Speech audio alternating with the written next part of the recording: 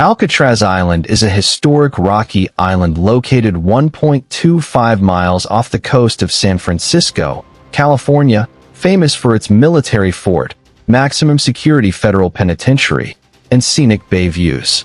It was developed in the 1850s as a defense fortification and military prison before housing high-security civilian inmates. Alcatraz was America's most feared and notorious federal penitentiary during its operation, and pop culture often sensationalized it as a brutal devil's island. But the reality of its reputation is much more nuanced. It held notorious criminals like Al Capone and Robert Stroud between 1934 and 1963. It was shut down on March 21, 1963, due to high operating and maintenance costs. Alcatraz was not built for ordinary criminals. It explicitly housed the most disruptive, violent, and escape-prone inmates transferred from other federal prisons.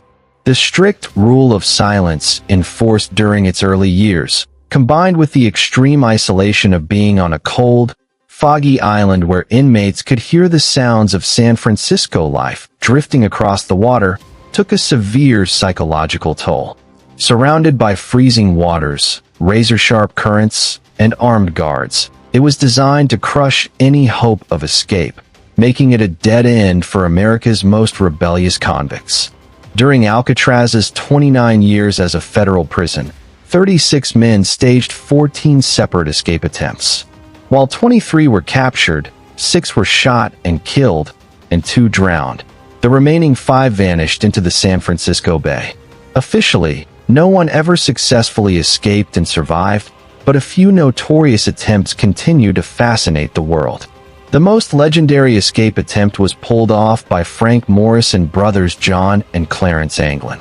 For 6 months, the men used spoons, discarded saw blades, and a drill made from a vacuum motor to widen the ventilation ducts under their cell sinks. They masked the digging noise by having Morris play his accordion.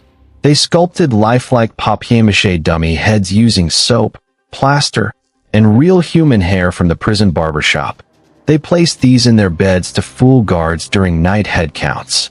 On June 11, 1962, they squeezed through the vents into an unguarded utility corridor, scaled the pipes to the roof, and slipped down a smokestack. They inflated a makeshift raft and life vests crafted from over 50 stolen rubber raincoats and launched into the frigid bay. A fourth accomplice, Alan West, could not widen his vent in time and was left behind. The FBI officially closed its case in 1979, concluding the men drowned. However, the case remains open with the U.S.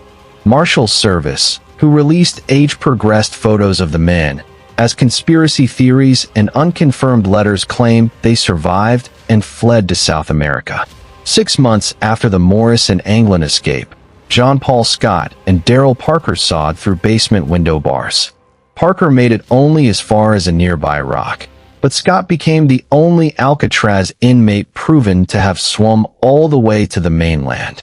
However, he was found severely hypothermic and exhausted at the base of the Golden Gate Bridge and was immediately recaptured. This made him the only man to swim to shore on December 1962.